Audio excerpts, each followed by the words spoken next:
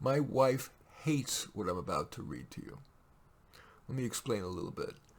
I was very taken with Stephen Schwartz's taking of The Wizard of Oz and converting the bad, evil witch into a good character, and the relationship between Dorothy and Elphaba, the formerly bad witch. So I thought I would see if I could, in my desire, having written so much, to do something completely different and enter in the world of fantasy and take characters and change them. And so I thought about Cinderella's stepmother and try to make her into, help us better understand her, make her into a good character. And so I decided to create E.T. meets Cinderella's stepmother. And again, my wife hates it. If you guys hate it, be honest with me and I'll just delete the damn thing. But I couldn't make myself do that without reading it to you. So here we go. Not long after E.T. phoned home and then returned home to his planet, he found himself missing Elliot, that's the kid in E.T., and all his friends on bicycles that saved him from the FBI.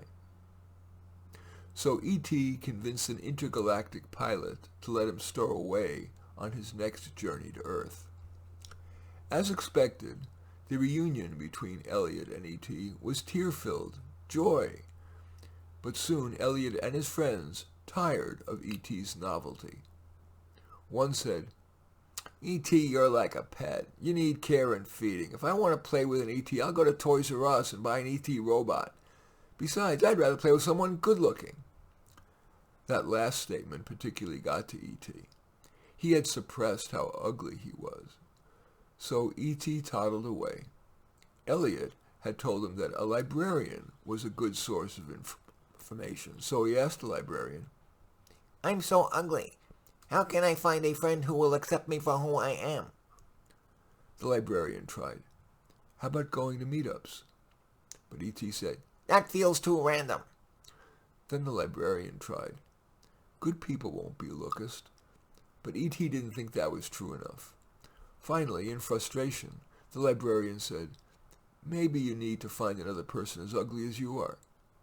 That piqued E.T.'s interest, so he asked, "Can you give me an example?" The librarian said, "How about the ugly stepmother in Cinderella?" E.T. asked, "Do you know where she lives?" And the librarian gave him directions. Librarians know everything.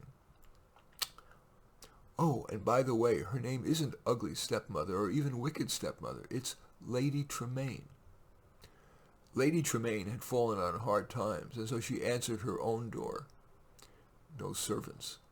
She had spent almost all her inheritance, and her stepchildren had long abandoned her.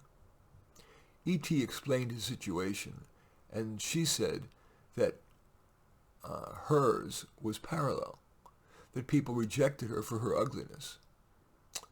Lady Tremaine didn't realize that the rejections were more for the ugliness of her personality, not of her face. For example, it was jealousy of Cinderella's looks that at core drove Lady Tremaine to make Cinderella stay home instead of go to the ball and use a toothbrush to clean the house's grout while the stepchildren went to the ball. E.T., perhaps not the best judge of earthling attractiveness, said, "You know, you could be pretty if you did something with your clothes and makeup." Grateful for the ray of hope, Lady Tremaine offered E.T. a cup of tea and then asked if he would go to Macy's with her to pick out clothes and get a makeover from one of the army of cosmetologists. E.T. agreed, although resenting that she didn't ask a thing about him. With her new and improved appearance, a guy hit on her in Macy's and she was beautiful.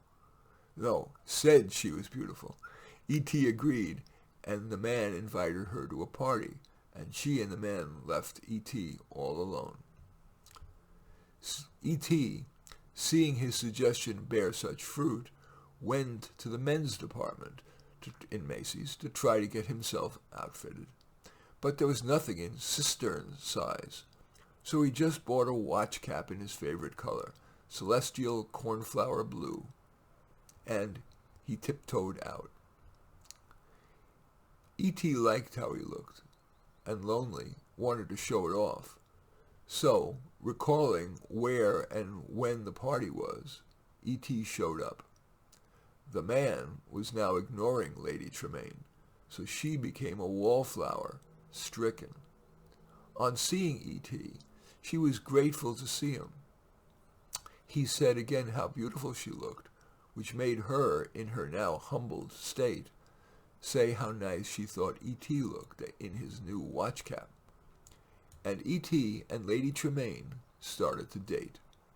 And for Christmas dinner, they invited Elliot and his family, her stepchildren, and Cinderella.